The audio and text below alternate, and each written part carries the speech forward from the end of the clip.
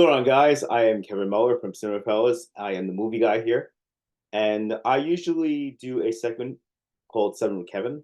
And every so often, I will take one movie out of the seven I watch in each of these segments, and I'll pull one out and kind of expand on that one as just a singular film.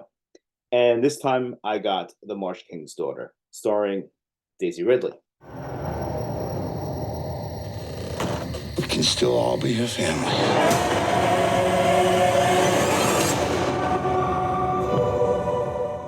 Now, Daisy Ridley, as you know, was Rey in the Star Wars movies, episodes 7 through 9. And I thought she did a pretty good job. I'm not really a fan of all those movies. I think the third one, Rise of Skywalker, I actually think that's not even a bad Star Wars movie, but just a bad movie in general. But moving away from the point, Daisy Ridley has that factor. And I've always admired her as an actress, and I'm interested to see where she goes.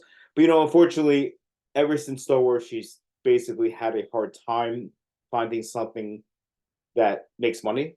Like, I would ask you to name me a successful Daisy Ridley movie that's outside of Star Wars, especially one that she is the star of, which is in this movie called The March King's Daughter. It is based upon a popular novel, probably somewhere in an airport, and it is about a woman named Helena who Daisy Ridley plays. Now, Helena grew up in the wilderness with her father Jacob and her mother, and unknowing to her, since the forest and wilderness life that she's always known when she was a child, Jacob actually kidnapped her mother and forced her to live this lifestyle, give birth to Helena herself.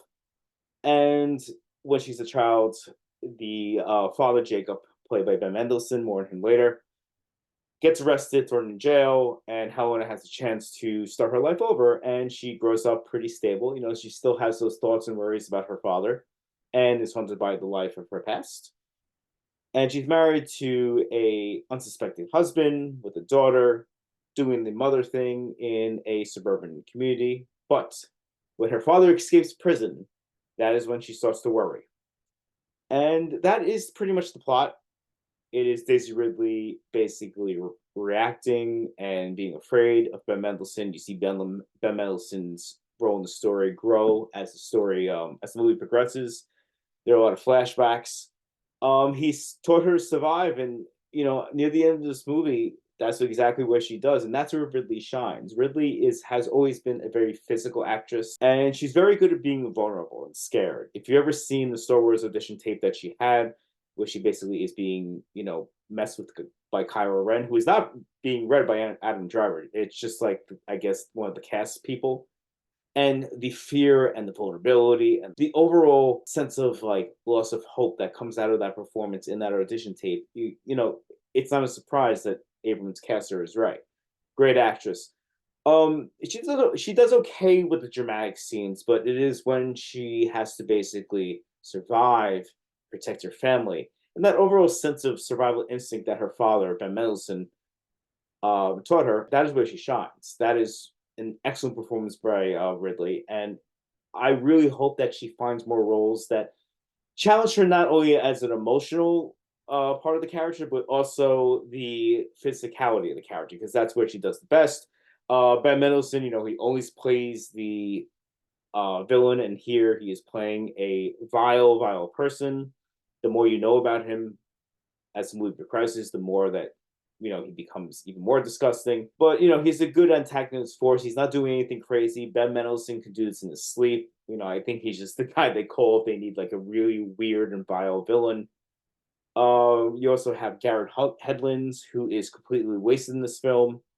He is the unsuspecting husband of Ridley, and it's just a role that could have been really played by any good-looking actor.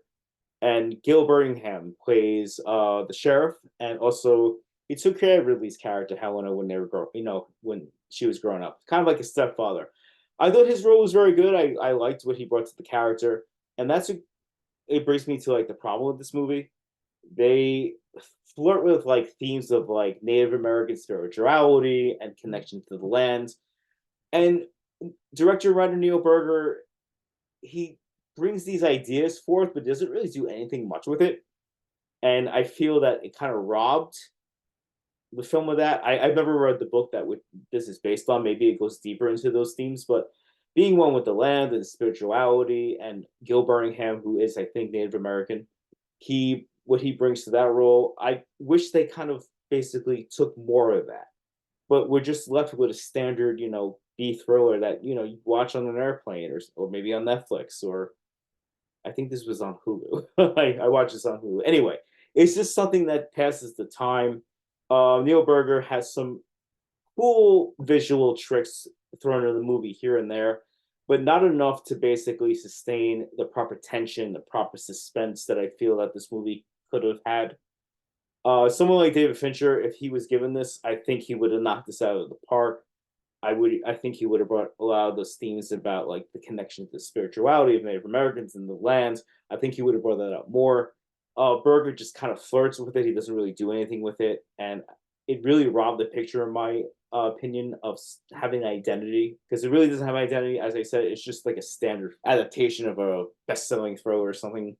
So the performances are good. I like Ridley, I like Mendelsohn. They do what they do here perfectly. You know, they're not turning in crazy good performances. They're turning in performances of characters and archetypes that they're very good at doing. Mendelsohn does the villainous archetype very well, and Ridley does like the tomboy, tough girl thing very well. With the side dish of being vulnerable.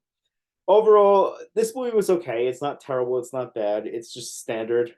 If you're bored one day to joining outside, and you like Ridley or Mendelsohn, throw it on. It's not a bad way to kill like an hour 40 minutes.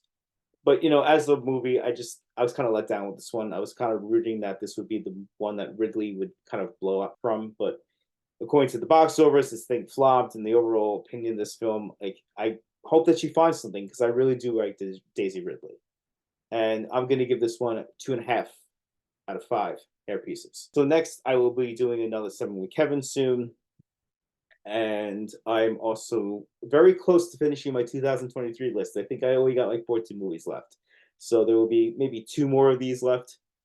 Tune in, comment. Maybe you disagree with me on this review. Maybe you love this movie, or maybe you're like, "Oh my god, I'm so happy that he said that."